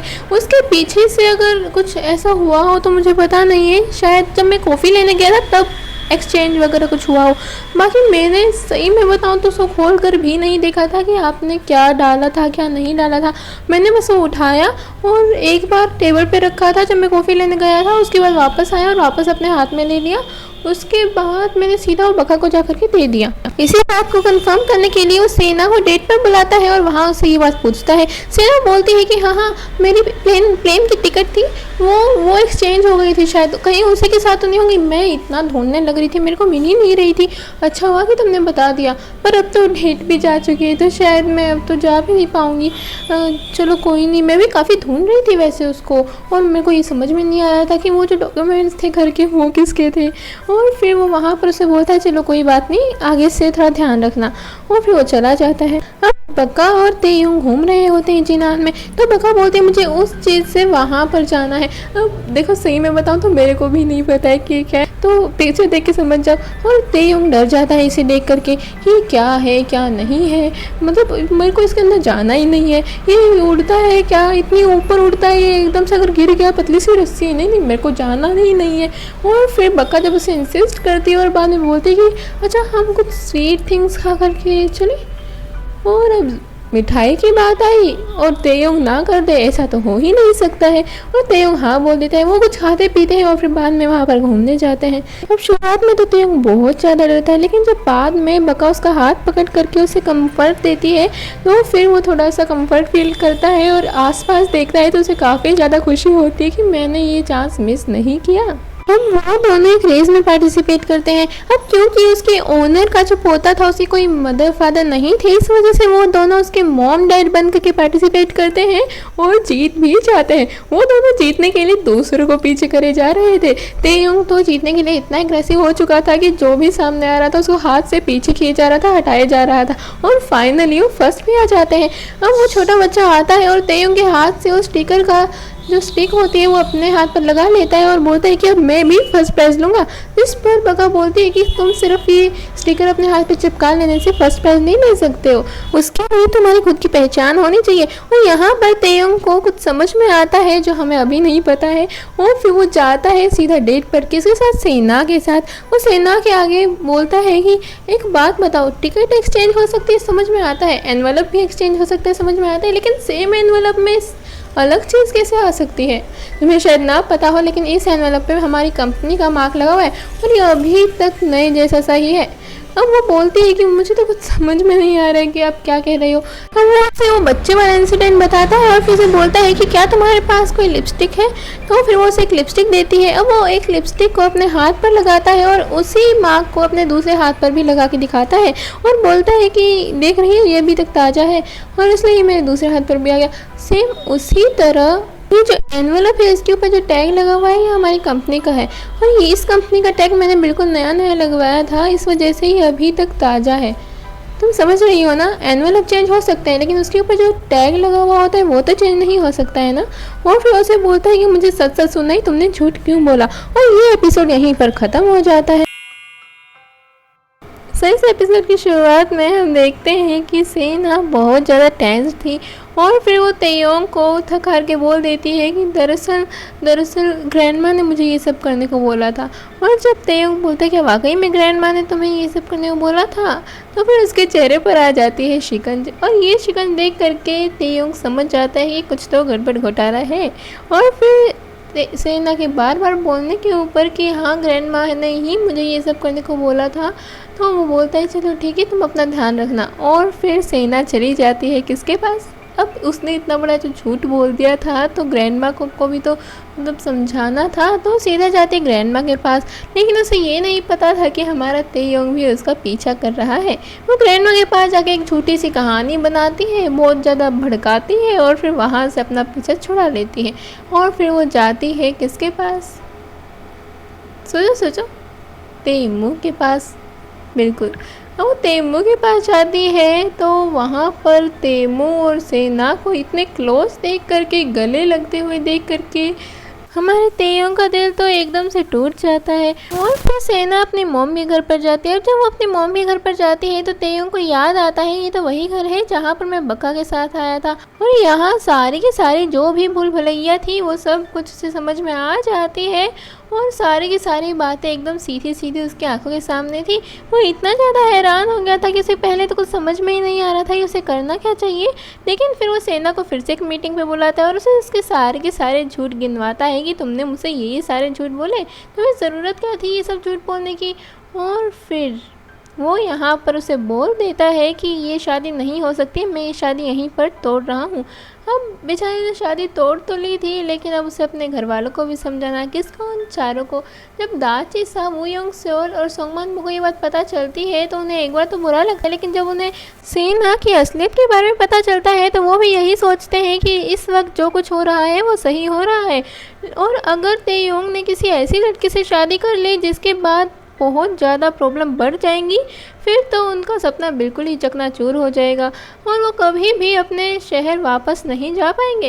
इसलिए उन्होंने अपने शहर जाने की उम्मीद तो बिल्कुल ही छोड़ दी थी और जो चीज़ें वो अपने रिलेटिव्स के लिए लेकर के आए थे वो खुद ही यूज़ कर रहे थे। अब सोंगमान बो के दिमाग में न जाने क्या आइडिया आता है और वो एकदम से बका के घर पर जाता है। वहाँ वो पहले तो जा करके पेट पूजा करता है। अब भाई पहले पेट पूजा बाद में काम दूजा, ये कहावत तो आप लोगों ने सुनी ही होगी। तो वो पहले जाकर के पेट पूजा करता है, बाद में बका को बोलता है कि तुम जल्दी जाओ, महाराज ने बुलाया था, हम खाना खा के जल्दी से आ जाएंगे। और वो बाकी के सारे तो जल्दी से अपना खाना खा लेते हैं, लेकिन सोंगमान वो एक एक चावल का दाना एक एक बार उठा के खा रहा था। वो इतना धीरे खा रहा था जिस वजह से बका को अकेले जाना पड़ता है। और फिर बाद में उन दोनों को भी समझ में आ जाता है कि सोंगमान वो ऐसा क्यों कर रहा था। सोंगमान वो उन दोनों को समझाता है कि जब तक वो दोनों क्वालिटी टाइम स्पेंड नहीं करेंगे तब तक उनका रिलेशनशिप आगे कैसे बढ़ेगा। और फिर जब वो पूछते हैं कि लेकिन तब तक हम यहाँ पर क्या करेंगे, बोर हो जाएंगे, तो वो बोलता है उसके लिए भी मेरे पास आइडिया है। और वो जाते हैं पूल में, वहाँ पर वो इतना एंजॉय करते हैं, एंजॉय तो क्या करते हैं, सारा का सारा ठरकीपना वहीं पर दिखाते हैं। वहीं दूसरी ओर तेयोंग बका को बोल ही देता है कि मैं तुमसे ही प्यार करता हूँ और तुम्हें छोड़कर कहीं भी नहीं जाऊँगा, शादी भी तुमसे करूँगा और तुम्हारे साथ ही रहूँगा पूरी ज़िंदगी भर। अगले दिन तेयोंग सेना को बोल देता है कि मैं तुमसे शादी यहीं तोड़ रहा हूँ, मैंने तुम्हारी सारी काली करतूतें देख ली हैं और अब ये मत सोचना कि मैं पहले की तरह तुम्हारे बेकावे में आ जाऊँगा। और हाँ ग्रैंडमा की तुम चिंता मत करना, इस बार तो मैं तुम्हारी सारी गलती अपने सिर पर ले लूँगा और बोल दूंगा कि मुझे ही तुमसे शादी नहीं करनी है। तुम्हारी काली करतूतों के बारे में अभी तो मैं उन्हें नहीं बताऊँगा, लेकिन अगर तुमने कोई चालाकी खेलने की कोशिश करी तो मैं उन्हें सारी की सारी बात बता दूंगा। दूसरी ओर तेमू अपने फादर को पागल बना देता है। तेमू अपने फादर को बोलता है कि सेना चेयरवुमेन की बेटी है। और फिर अब तो आप समझ ही जाओ भाई साहब, मतलब इतनी बड़ी लॉटरी उनके हाथ में लगी है, वो ऐसे ही थोड़ी ना जाने देंगे। वो तो इतने खुश हो जाते हैं, खुशी के मारे एकदम पागल हो जाते हैं और बोलते हैं जल्दी से सेना को लेकर के आओ, जल्दी से सेना को लेकर के आओ। और जैसे ही सेना उसके सामने आती है उसको बोलने लगते हैं मुझे पता ही था, तुम हीरा हो, हीरा। वो उसकी ऐसे तारीफ करते हैं जैसे तो भगवान को कोई मस्का लगा रहा हो, भगवान जी प्लीज इस बार पास करवा दो, अगली बार पक्का पढ़ूंगा। और यहाँ वो अपनी उन सारी बातों के लिए अपोलोजाइज भी करते हैं जो सब उन्होंने सेना को कहा और उसके साथ किया। सेना तो एकदम हवा में उड़ रही थी, लेकिन अब प्रॉब्लम ये थी कि डीएनए रिपोर्ट कहाँ से लेकर के आएगी। डीएनए भी तो चेक करवाना था ना कि वो वाकई में चेयरवुमेन की बेटी है या फिर नहीं है। अब उसे उसके लिए चाहिए था बका का डीएनए, और वो आता कहाँ से, उसका खून तो वो निकाल नहीं सकती थी। इसलिए उन्होंने प्लान बनाया कि वो उसका एक बाल ले आएगी जिससे डीएनए टेस्ट हो जाएगा और वहाँ पर नाम आ जाएगा सेना का। और वो तीनों ही दिनों बैठ कर के सेना की चुगली कर रहे थे। वो ऐसी है, वो ऐसे है, वो ऐसी थी, ये ऐसी थी। क्राउन प्रिंसेस के बारे में बहुत ज़्यादा अफवाह उड़ रही थी। वैसे भी पिछले ज़िंदगी में भी वो कहाँ पर इतनी कुछ खास अच्छी थी, ये है वो है। और फिर वहाँ पर दाची सा उन्हें बताता है कि मुझे तो ये तक पता है कि जब उनकी छोटी बहन की क्राउन प्रिंस के साथ शादी तय हो गई थी तो उन्होंने अपनी छोटी बहन का चेहरा जला दिया। जिसे सुन करके वो काफ़ी ज़्यादा हैरान हो जाते हैं। इधर तेयोंग इतने अच्छे से प्रेजेंटेशन दे ही रहा था कि तुरंत तेमू एकदम से रियल तेयोंग की पिक उसमें डाल देता है और एक छोटी सी क्लिप भी डाल देता है जिसमें साफ साफ दिख रहा था कि जो रियल तेयोंग है वो हॉस्पिटल में है और यहाँ पर सब हक्के बक्के हो जाते हैं और ये सीन यहीं पर कट हो जाता है। और फिर नेक्स्ट सीन में हम देखते हैं कि तेमू तेयोंग को धमकी दे रहा होता है कि कुछ ही दिनों में तुम्हें यहाँ से धक्के मार के निकाल दिया जाएगा। सेना अपने मॉम से माफ़ी मांगती है कि उसने उसके साथ इतना ज़्यादा रूड बिहेव किया और उनसे रिक्वेस्ट करती है कि हम सभी मिलकर के डिनर करते हैं। तो बका, उसकी मॉम और सेना वहाँ पर डिनर करने जाती हैं और फिर थोड़ा सा क्वालिटी टाइम स्पेंड करती हैं। और उसी दौरान मौका देख करके वो बका का एक बाल ले लेती है डीएनए टेस्ट के लिए। तो वही बात हो गई कि बगल में छोरा गांव में ढिंडोरा। सेना अपना खुद का ब्लड टेस्ट करवाती तो भी डीएनए रिपोर्ट में वो उन्हीं की तो बेटी कहलाती, लेकिन फिर भी बेचारी को इतनी मेहनत करके बका का बाल लेकर के उसके बाद डीएनए टेस्ट करवाना पड़ा। अब जैसा सोचा था वैसा ही होता है। तेमू पहले तो उन्हें डीएनए रिपोर्ट दिखाता है और फिर बाद में चेयरवुमन को बोलता है कि वहाँ पर आपकी बेटी बैठी है, जाकर के देख लीजिए। अब जैसे ही चेयरवुमन सेना को देखती है तो वो हक्की बक्की रह जाती है। वो मन ही मन में सोचती है कि ये मेरी बेटी तो है, लेकिन इन्हें कैसे पता चला। और फिर बाद में जब वो बोलते हैं कि ये आपकी वही बेटी है जो गुम हो गई थी, तो वो और भी ज़्यादा हैरान हो जाती है। सेना चेयरवुमन को बोलती है आप बैठिए, मैं आपके लिए कुछ खाने को लेकर के आती हूँ। सेना चली गई थी लेकिन चेयरवुमन के दिल में बहुत सारी बातें उलट पुलट हो रही थी। चेयरवुमन सोचती है कि हाँ ये सच है कि तुम मेरी बेटी हो, लेकिन तुम वो नहीं हो जिसको मैं ढूंढ रही हूँ। तुम मुझे पागल क्यों बना रही हो, तुम ये सब क्यों कर रही हो, मुझे कुछ भी समझ में नहीं आ रहा। अब नेक्स्ट सीन में हम देखते हैं कि बका और तेयोंग अपना काम कर रहे थे और साथ में अपनी खट्टी मीठी लड़ाई भी जारी कर रखी थी। वो दोनों साथ में बहुत अच्छा टाइम स्पेंड कर रहे थे कि थोड़ी ही देर बाद जब बका बेडशीट को बिछा रही थी तो फिर उसका आधा फेस कवर्ड हो जाता है और यहाँ पर उसे अपनी साली साहिबा की याद आती है और ये एपिसोड यहीं पर खत्म हो जाता है। सो नेक्स्ट एपिसोड में जल्दी ही अपलोड कर दूंगी, तब तक के लिए stay tuned and bye bye. So इस एपिसोड की शुरुआत में हम देखते हैं कि तेयोंग बका को बोलता है कि तुम तो बुयोंग हो। अब बुयोंग नाम सुनकर बका एकदम से गुस्सा हो जाते हैं और बोलती है कि अभी बुयोंग कहाँ से आ गई, तुम मुझे सच सच बताओ, कहीं किसी बुयोंग नाम की लड़की से तुम्हारा चक्कर तो नहीं चल रहा है। अब बस वहाँ पर उनकी फिर से लड़ाई शुरू हो जाती है, जिस पर तेयोंग बोलता है तुम मेरी बात तो सुनो, बुयोंग हमारी जो क्राउन प्रिंसेस थी उसकी छोटी बहन थी, मतलब जैसे कि तुम सेना की छोटी बहन हो वैसे ही छोटी बहन थी, लेकिन तुम दोनों स्टेप सिस्टर कैसे हो सकते हो यार, ये मेरे को समझ में नहीं आ रहा है। जिस पर बका बोलते ये तो मुझे भी नहीं पता कि तुम किस बुयोंग की बात कर रहे हो, क्या बात कर रहे हो, तुम मुझे मतलब घुमा दे रहे हो एकदम। जिस पर तेयोंग बोलता है कि अरे तुम समझी नहीं, देखो मैं तुम्हें बताता, तुम्हारी शक्ल एकदम मेरी साली साहिबा से मिलती है और मुझे तो लग रहा है कि तुम्हारा भी पुनर्जन्म हुआ है। जिसे सुन करके एक बार तो बका हैरान हो जाते, लेकिन बाद में उसे यकीन हो जाता है कि हाँ उसका पुनर्जन्म हुआ है। अब बका तेयोंग को बोलती है कि अच्छा एक बात बताओ, बुयोंग यानी कि मैं अपने पिछले जन्म में कैसी थी, मतलब मेरा नेचर कैसा था। जिस पर तेयोंग बोलता है कि बुयोंग की तो बात ही अलग थी, मैं उसके साथ जब भी रहता था मुझे एक अलग ही एक्सपीरियंस होता था, मैं हमेशा उसके साथ खुश रहता था और इतना तो मैं क्राउन प्रिंसेस के साथ भी खुश नहीं रहता था जितना बुयोंग के साथ रहता था। मैं उसे पहेलियाँ देता था, वो सुलझा देती थी, मैं बाकी लोगों को भी पहेलियाँ देता था, लेकिन जैसा जवाब बुयोंग देती थी वैसा कोई भी नहीं दे पाता था। मैंने उससे आखिरी बार जो पहेली पूछी थी उसका जवाब मुझे अभी तक नहीं मिला, और तुमसे पूछा तो तुमने तो उसको मजाक में टाल दिया। और फिर उसकी हर बात, छोटी से छोटी बात वो इतने आराम से इतने प्यार से बता रहा था, जिसे देख करके बका को बहुत ज़्यादा जेलसी हो रही थी। अब भले ही वो पिछले जन्म में उसी की बात कर रहा हो, लेकिन जेलसी तो जेलसी है। और जब तेयोंग बका को बोलता है कि तुम अपने पिछले जन्म में तो इतनी अच्छी थी, इतनी स्वीट थी, और अब तो पता नहीं कैसी तीखी मिर्ची हो गई हो।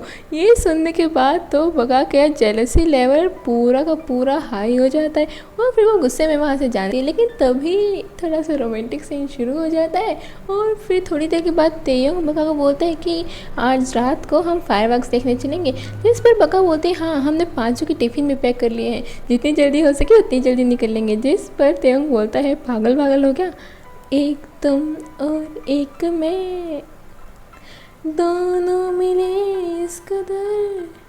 समझ रही हो ना। जिस पर एकदम से बका शर्मा करके चली जाती है और फिर वही जो होता है वो उसका हाथ पकड़ता है और फिर वो शर्माती है और थोड़ी देर के बाद हाँ हो जाती है।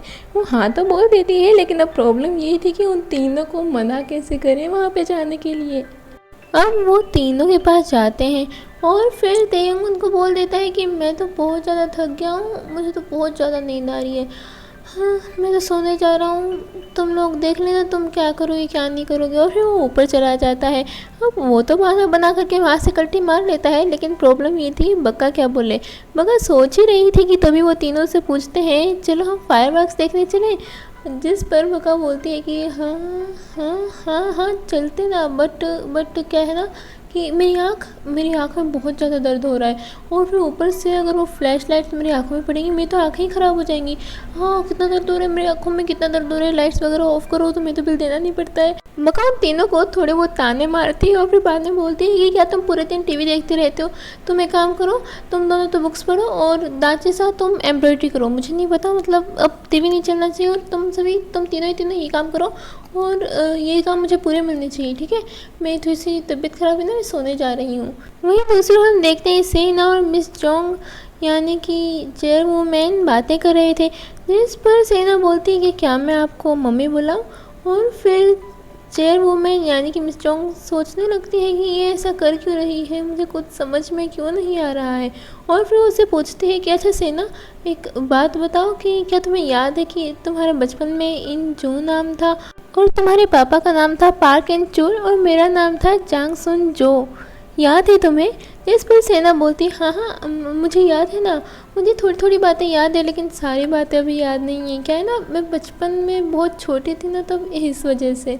हाँ पापा जिक्र ज़रूर करते थे आपके बारे में, बट उन बातों से मुझे कुछ ही बातें याद है, सारी बातें मुझे अभी पूरी तरह याद नहीं है क्योंकि मैं तो बहुत छोटी थी, आप समझ सकती हैं ना। और फिर वो सीन वहीं पर कट हो जाता है और नेक्स्ट सीन में हम देखते हैं वो तीनों लग जाते हैं काम में और वहीं दूसरी ओर मौका देख करके वो दोनों के दोनों बाहर निकल जाते हैं फायरवर्क्स देखने के लिए। वहाँ पर वो दोनों एक दूसरे के साथ बहुत अच्छा टाइम स्पेंड करते हैं और यहाँ हम देखते हैं कि तेयोंग बार बार गायब हो रहा था आ रहा था, गायब हो रहा था आ रहा था और एक बार तो कुछ समय के लिए बिल्कुल ही गायब हो जाता है।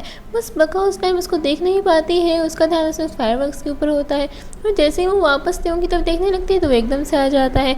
यहाँ पर हमें समझ में आ रहा था कि कोई ना कोई तो बात है जो बका से रिलेटेड है, जिस वजह से पहले दाची सा गायब हो रहा था और अब तेयोंग। और यहाँ दूसरी तरफ सोंगमान वो कॉन्टैक्ट नंबर याद करने में लगा हुआ था, वो यंग सोल बुक याद करने में लगा हुआ था और हमारा बेचारा दाची सा एम्ब्रॉयडरी करने में लगा हुआ था। वो तीनों इतने परेशान हो गए थे और उन्हें ये समझ में नहीं आ रहा था कि उन तीनों को इतना सारा काम क्यों दे दिया उन्होंने, और वो भी एक रात तक करने के लिए। और फिर एकदम से सोंगमान बा का दिमाग खटकता है और वो सीधा जाता है तेयोंग के कमरे में। वहाँ पर वो पहले तो उन्हें आवाज़ देता है लेकिन जब कोई रिस्पॉन्स नहीं मिलता है तो ब्लैंकेट हटा करके देखता है और जैसे ही ब्लैंकेट हटता है क्या सीधा पिलो नज़र आते हैं। बेचारों के होश उड़ जाते हैं और फिर उन्हें समझ में आता है, अब समझ में आया कि हमारी प्यारी प्यारी बका फायरवर्क्स देखने क्यों नहीं जा रही थी और हमारे तेयोंग इतनी जल्दी सोने के लिए क्यों बोल रहे थे। इधर बेचारे बका और तेयोंग आराम से एंजॉय कर रहे थे लेकिन एकदम से उनके सामने वो तीनों आ जाते हैं। उन तीनों से झूठ बोल करके छुप छुप के फायरवर्क्स देख तो लिए थे उन दोनों ने, लेकिन अब जो डर के मारे ये जो तन मन में हो रहा है ये तो होना ही था।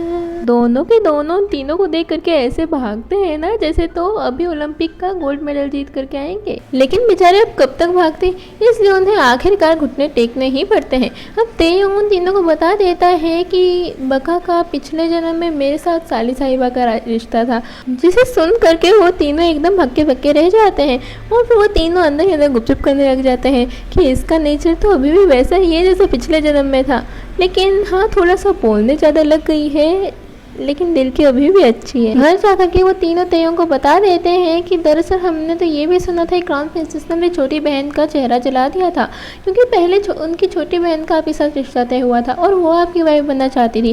वो उन्हें सब कुछ बता देते हैं, जिस पर तेयों को बहुत गुस्सा आता है और वो उन्हें बोलते हैं कि देखो कोई भी बात तुम्हें मुझसे छिपाने की ज़रूरत नहीं है, जो भी तुम्हें पता चलता है वो तुम मुझे सीधा सीधा बता सकते हो, इसमें डरने की क्या बात है। तेयों को रियलाइज़ हो जाता है कि सेना का नेचर पिछले जन्म में भी अच्छा नहीं था और ना ही इस जन्म में है। तेयोंग उन्हें बोलता है कि कोई ना कोई बात तो ज़रूर है, सब कुछ सामने आ रहा है, उनका नेचर भी सेम है, तो फिर ये बहनें सगी बहनें क्यों नहीं हैं। अब उससे क्या पता कि बहनें तो ये सगी ही हैं, लेकिन इनके रिश्ते में इतना ज़्यादा होच पोच हुआ है कि यही नहीं पता चल रहा है कौन किसकी बेटी है और कौन किसकी माँ। अगले दिन हम देखते हैं कि मिस जोंग तेयोंग और बका से बातें कर रही होती हैं और वहाँ पर वो उससे थोड़ा सा कंपनी के बारे में डिस्कस कर रही होती हैं, जहाँ पर वो बका को एक ऑफ़र देती है कि क्या तुम मेरी सेक्रेटरी बनना चाहोगे इसी ओर में, जिसे सुन करके बका बहुत ज़्यादा खुश हो गई थी, क्योंकि उसके पास एकलौती नौकरी थी वो तो तेयोंग की वजह से छूट चुकी थी। इसलिए वो तुरंत मिस जोंग को हाँ बोल देती है और यहाँ वो काफ़ी हंस हंस करके बातें कर रहे होते हैं, थोड़ा सा मजाक मस्ती शुरू हो जाती है और जब वो हंस हंस के बातें कर रहे होते हैं तो उन्हें देख लेते हैं सेना और तेमू। उन दोनों को इतनी ज़्यादा जलन होती है और उन्हें लगता है कि भैया ये मौका भी इनके हाथ से गया। वो थोड़ा बहुत लड़ने लग जाते हैं आपस में और यहाँ सेना तेमू को भर भर के सुनाती है। सेना तेमू को बोलती है तुमसे इतना छोटा सा काम नहीं हो सकता कि तुम तेयोंग और बका को अपने कंट्रोल में रख लो। हाँ मैं इधर सब कुछ कंट्रोल में रख रही हूँ और तुम इतना सा काम नहीं कर सकते हो। और फिर बस बेचारा तेमू मुँह नीचे लटका करके सुनता रहता है। नेक्स्ट सीन में हम देखते हैं सेना अपने रियल मदर से बात कर रही थी और उन्हें वहाँ पर बका देख लेती है। बका उनकी बातें सुन लेती है और उसे सब कुछ समझ में आ जाता है। अब बका ये सब देख करके इतना गुस्से में थी कि वो सेना को साफ साफ उनके जाने के बाद बोल देती है कि तुम अपने मोम को अब इग्नोर करने लग गई हो और किसी गैर औरत को अपने मोम बता रही हो। अब सेना की फितरत तो आप सभी जानते ही हैं, वो अपने स्टेप मदर के लिए गलत बात बोलने लग जाती है, जिसे सुन करके बका को बहुत ज़्यादा गुस्सा आता है और वो उसके फेस पर पानी फेंक देती है। जैसे ही सेना उसके ऊपर पानी फेंकने लगती है तभी बका दूसरा ग्लास भी उठाती है और उसके मुंह पे सीधा पानी फेंक देती है। इसे कहते हैं जैसी करनी वैसी भरनी। अगर आपको याद हो तो सेना इससे पहले बका के फेस पर 2 बार पानी फेंक चुकी है। आगे हम देखते हैं कि तेयोंग और तेमू के लिए इक्वल वोट हो चुके हैं और अब बस एक वोट जिसको भी मिलेगा उसके नाम ही कंपनी हो जाएगी। हालात ऐसे हो चुके थे कि जिसकी तरफ भी अब एक वोट भी गया तो वो सीधा कंपनी का ओनर बन जाएगा। तेमू को फुल कॉन्फिडेंस था कि अब चेयरवुमैन आएंगी और उसके नाम पे वोट कर देंगी, लेकिन होता बिल्कुल इसका उल्टा है। दरअसल चेयरवुमैन आती ही नहीं है। वो बका के हाथों एक डॉक्यूमेंट भेजती हैं जिसमें लिखा हुआ था कि कंपनी का ओनर हमारे तेयोंग को बनाया जाएगा। अब ये बात जब तेमू सुनता है तो पैरों तले ज़मीन ही खिसक जाती है। एक तो वैसे ही सेना और तेमू को इतना बड़ा शौक लग गया था, ऊपर से तेमू के फादर भी उन दोनों को सुनाने में कोई कसर नहीं छोड़ रहे थे। वहीं दूसरी ओर हमारी बका और तेयोंग आराम से अपनी रोमांटिक लाइफ जी रहे थे। बका और तेयोंग एक दूसरे को एक रिंग बाय करके देते हैं और फिर बका जब विश करने लगती है कि तेयोंग हमेशा उसके पास ही रहे तो वो एकदम से गायब सा होने लग जाता है और जब बका उससे गायब होता हुआ देखती है तो वो इतनी घबरा जाती है कि डर के मारे सीधा उसे गले से लगा लेती है और तेयोंग तो इसी में खुश हो जाता है। रात होने के बाद सोंगमानमो, दाचिसा और वो योंग सेओल तेमू के ऑफिस में जाते हैं और वहाँ पर कुछ ढूंढने लगते हैं कि शायद उन्हें रियल तेयोंग का कोई जानकारी मिल जाए या फिर जो स्टेप तेमू अगला उठाने वाला है तेयोंग के खिलाफ वो मिल जाए। वो ये सब ढूंढ ही रहे थे कि तभी उन्हें वहाँ पर एक चेयर पर बैठे हुए हमारे प्यो तिक्सू दिखते हैं। वो जैसे ही प्यो तिक्सू को देखते हैं वो इतने ज़्यादा डर जाते हैं कि उन्हें लगता है कि यहाँ पर भी प्यो तिक्सू का भूत आ गया है उन्हें परेशान करने के लिए। लेकिन सच्चाई तो ये थी कि प्यो तिक्सू खुद वहाँ पर जासूसी करने आए थे। अब जब वो तीनों तेमू के ऑफिस में जांच पड़ताल कर रहे थे, उस समय वो ये बात बोल देते हैं कि हमारा वाला तेयोंग फेक है और रियल तेयोंग के बारे में हमें पता लगाना है, जिसे प्यो तेक्सू भी सुन लेते हैं। अब नेक्स्ट सीन में हम देखते हैं कि प्यो तेक्सू, तेयोंग और वो बाकी की 3 बातें कर रहे थे। यहाँ पर प्यो तेक्सू ने बोलता है कि मुझे पहले ही पता था कि तुम रियल तेयोंग नहीं हो, क्योंकि तुम्हारी हरकतें ही ऐसी थी कि कोई भी समझ जाएगा कि तुम तेयोंग हो ही नहीं।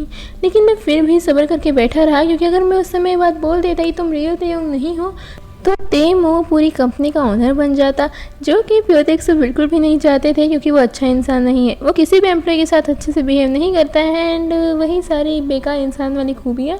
प्यो तेक्सू उन्हें बताते हैं कि मैं ज़्यादा कुछ तो नहीं जानता, लेकिन हाँ ये बात ज़रूर जानता हूँ कि कल तेमू रियल तेयोंग को यहाँ पर लेकर क्या रहा है, ताकि तुम कंपनी के ओनर ना रहो। और तेयोंग अभी कोमा में है, इस वजह से वो तो ओनर बन नहीं पाएगा। तो बचा तेमू, और मजबूरी में उन्हें तेमू को ही पूरी कंपनी का ओनर बनाना पड़ेगा। अब अगले दिन जैसा प्यो तेक्सू ने बताया था वैसा ही होता है, और तेमू रियल तेयोंग को सियोल ले आता है। वो तीनों की तीनों गाड़ी में बैठ करके देख रहे होते हैं कि तेयोंग को कहाँ पर लेकर के जाया जाएगा, और वो उसी गाड़ी का पीछा करते हैं। अब जब वो पीछा कर रहे थे तो वो यंग सोल बीच में गाड़ी को रोक देता है, जिसके बाद वो दोनों वो यंग सोल पर चिल्लाने लगते हैं, और फिर वो यंग सोल को गुस्सा आ जाता है। वो यंग सोल उन दोनों को बोलता है कि तुम दोनों ज़रा उतरो, तुम्हें कुछ दिखाना है। जिस पर वो दोनों उतरते हैं तो सीधा वो यंग सोल गाड़ी को भगा लेता है और उन्हें बोलता है तुम दोनों पैदल पैदल आना। आगे जा कर के वो जैसे तैसे बेचारे भागते भागते जाते हैं तो उन्हें गाड़ी रुकी हुई मिलती है। वो उन्हें बोलते हैं कि वो यंग सोल तुमने हमें बीच रास्ते में क्यों छोड़ दिया। जिस पर वो यंग सोल बोलता है कि अभी भी अगर तुम बैठना चाहते हो तो बैठ सकते हो, वरना फिर चलो मैं चलता हूँ। जिसके बाद तो भैया वो एकदम से गाड़ी के अंदर बैठ जाते हैं। आगे जा कर के वो यंग सोल जानबूझ के एक छोटा सा एक्सीडेंट कर देता है, जिसके बाद वो यंग सोल पुलिस के पास फ़ोन करता है और उन्हें बोलता है कि यहाँ पर एक एम्बुलेंस गई है जिसने एक्सीडेंट कर दिया है, ज़रा जल्दी आओ उसे पकड़ो, यहाँ पर मेरा इतना नुकसान जो हो गया है। ये सब सुन करके वो दोनों इतने हैरान हो जाते हैं और वो यंग सोल को बोलते हैं कि तुम तो सच में बहुत स्मार्ट हो यार, कितने जीनियस हो तुम। जब समवन वो यंग सोल से पूछता है कि अगर तुम्हें एक्सीडेंट करना ही था तो पहले जब हमें उतारा था तो हमें इतनी दूर तक भगाया क्यों, और फिर हमें वापस बिठा करके एक्सीडेंट क्यों करवाया। जिस पर वो यंग सोल बोलता है वो तो आजकल तुम थोड़ा ज़्यादा बोलने लग गई हो ना, तो बस एक छोटा सा लेसन दिया, आगे से अपनी चोंच बिल्कुल बंद रखना। अब हम देखते हैं कि तेयोंग और बका मिलने वाले होते हैं। बका तेयोंग का इंतज़ार कर रही होती है और तभी तेयोंग उसे कॉल करता है और उसे बोलता है कि अगर तुम बोर हो रही हो तो आइसक्रीम खा लेना। जिसे सुन करके बका एकदम से हैरान हो जाती है, क्योंकि वो वही कर रही थी। उसके बाद तेयोंग उसे छुप छुप के वो जो भी एक्टिविटी कर रही थी उस सब की नाम गिनाता जा रहा था, तुम अब ये कर लो, तुम अब वो कर लो। जिसे सुन करके बका श्योर हो जाती है कि पक्का तेयोंग यही कहीं है। उसके बाद वो इधर उधर देखती है, लेकिन फिर अचानक तेयोंग का फ़ोन आ जाता है और वो वहाँ पर फ़ोन छोड़ करके चला जाता है। बका उसके फ़ोन पे फिर से कॉल करती है तो उसे उसका फ़ोन मिलता है और उसे याद आता है कि एक बार पहले भी तेयोंग गायब हो रहा था, जिससे वो बहुत ज़्यादा डर जाती है। और उसे याद आता है कि पहले भी तो गायब होने लगा था एक दिन, उसे उसका वहाँ पर ब्लेजर और वही हैंकरचीफ भी मिलता है। जिसके बाद वो 50% तो श्योर हो गई थी कि तेयोंग गायब हो गया है। वो उसे इधर उधर ढूंढती है, भागती है, जोर जोर से आवाज़ें देती है, लेकिन वो उसे कहीं नहीं मिलता है। जिसके बाद बका बहुत जोर जोर से रोने लगती है। वहीं दूसरी ओर तेयोंग, दाचिस और वो यंग सोल मिल करके रियल तेयोंग को बदल देते हैं और रियल तेयोंग को ले जाने लगते हैं। रास्ते में उसे तेमू मिलता है और वो इतना डर जाते हैं कि उनके पसीने छूट जाते हैं। वो जब जा रहे थे तो तेमू उन्हें एकदम से रोकता है और फिर उन्हें बोलता है कि नर्स, आपका हैंकी यहाँ पर गिर गया है। जिसे देख करके उन्हें एक राहत भरी सांस में आती है और वो इस बात से कंफर्म हो जाते हैं कि तेमू ने उन्हें नहीं पहचाना।